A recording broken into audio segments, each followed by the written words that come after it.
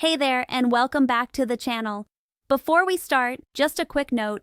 This episode features a synthetic narrator and AI-generated visuals for storytelling purposes. I'm really glad you're here today, because what we're talking about, why we attract emotionally distant partners, is something that can feel deeply personal. It's confusing, it's frustrating, and sometimes it's even painful. You meet someone, there's chemistry, there's connection, but as time goes on, you start to notice the pattern. They pull away, they don't open up. You give more, they give less. You start to question yourself. Am I asking too much? Do I scare people away? If that sounds familiar, you're not alone.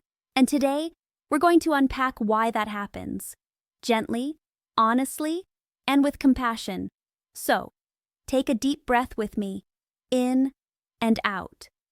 Let's begin. Reason 1. The attraction to emotional distance. First, let's acknowledge something important. Attraction isn't logical. We don't sit down and make a checklist saying, "I'd like to date someone who avoids emotions, please." No, attraction happens beneath the surface. It's a pull, an emotional familiarity. And often, when we find ourselves repeatedly drawn to emotionally distant partners, it's not because we want pain. It's because something about that distance feels strangely familiar. Maybe you grew up in an environment where love felt conditional, where you had to earn attention or affection. Maybe one of your parents was emotionally unavailable, loving but distant, present but unreachable. And over time, your nervous system learned that love equals chasing, hoping, and proving your worth.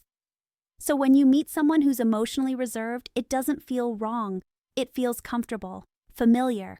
Your heart recognizes the pattern before your mind does. And that's where the cycle begins. Not because you're broken, but because your inner world is trying to replay what it knows, in hopes of finally getting it right. Reason 2. The hidden fear of vulnerability. Here's something we don't talk about enough. Sometimes, the reason we attract emotionally unavailable partners is because we ourselves have a fear of deep vulnerability too. It's not always conscious. On the surface, you might crave closeness, connection, and love. But deep down, you may also fear being fully seen. Because being truly seen means being open to rejection. It means letting someone into the raw, unfiltered parts of you. The messy emotions, the insecurities, the truth. So if you're subconsciously afraid of that level of exposure, you might find comfort in people who can't or won't go there either. They create a safe distance, one that mirrors your own. That doesn't make you weak, it makes you human. It means your heart has learned to protect itself, maybe a little too well. Reason 3. The caregiver pattern. Now, let's talk about something that shows up a lot in relationships with emotionally distant partners. The caregiver dynamic. If you're naturally empathetic, nurturing, or understanding, you might find yourself drawn to people who need emotional support, but rarely give it back. You might tell yourself, they've been through a lot, or they just need time. And yes, maybe that's true. But sometimes being the caregiver becomes a way to avoid your own emotional needs. By focusing on fixing or understanding someone else, you don't have to sit with your own loneliness, fear, or unmet longing. That dynamic of giving more than you receive can feel noble, even loving. But over time, it drains you. You start to lose pieces of yourself trying to hold the relationship together. Healthy love doesn't require you to shrink to fit. It requires space for two whole people, both capable of giving, receiving, and meeting each other halfway. Reason 4. The self-worth connection. Let's go even deeper. Emotional unavailability often connects to self-worth. If deep down you don't fully believe you're worthy of consistent, open, mutual love, you may unconsciously gravitate toward people who confirm that belief. It's like your heart says, "See, I knew it. Love always leaves." But here's the truth. Your worth was never meant to be proven by how hard you try to earn someone's love. Your worth is constant. It's not negotiable. It's not conditional on someone else's ability to see it. The moment you start aligning your energy with that truth, your relationships begin to shift. You stop chasing. You stop proving. You stop accepting crumbs. You start asking, does this connection feel peaceful or anxious? Because love shouldn't feel like waiting for someone to catch up. Let's look at what can be done about it. Solution 1, healing the pattern. So, how do you break this cycle? Healing starts with awareness, and you're already doing that right now by reflecting on your patterns instead of judging them. The next step is self-connection. When you feel the pull towards someone emotionally unavailable, pause and ask yourself, what part of me finds this familiar?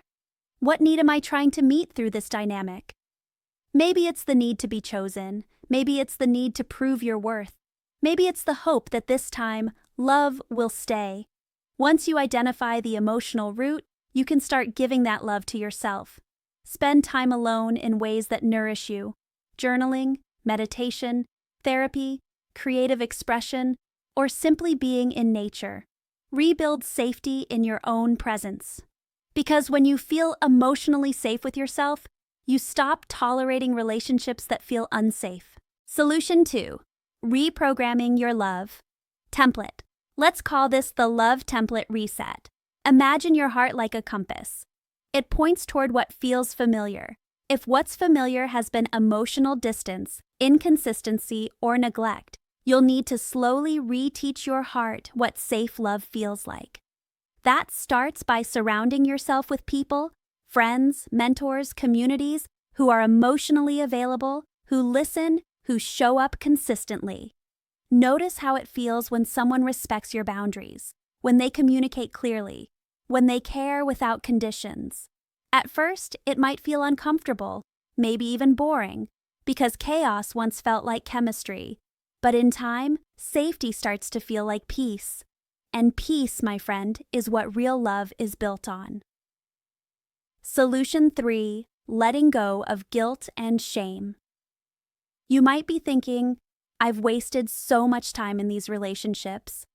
But no, you haven't. Every connection teaches you something about yourself.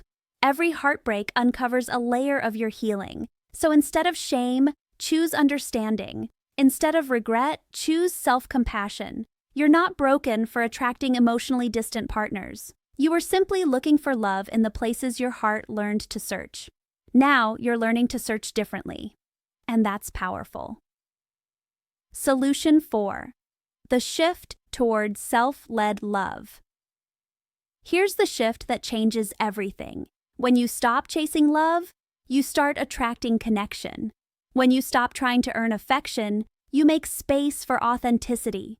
And when you start treating yourself with emotional availability, showing up for your own needs, feelings, and boundaries, you begin to attract people who do the same. Because love isn't something you chase. It's something you align with. So if you've found yourself stuck in this pattern, always giving, always hoping, always being the strong one, I want you to hear this clearly. You don't need to prove that you're worthy of love. You already are. You deserve someone who meets you in the middle, not someone you have to drag toward you. You deserve steady, open, consistent love, not emotional scraps that leave you anxious and confused. And the moment you start honoring that truth, your energy changes. You begin to attract people who match the love you give, not the love you're afraid of losing. If this video resonated with you, take a moment to like, share, or subscribe. Not for the numbers, but because every time you do, you help this message reach someone else who might be quietly struggling, just like you were. Drop a comment below. Tell me one thing you're ready to stop chasing in love, because your healing might just give someone else permission to start theirs. You're not asking for too much. You're just asking the wrong person to give what they can't. So, choose peace, choose growth, choose you. Until next time, take care of your heart. One breath, one realization, one breakthrough at a time.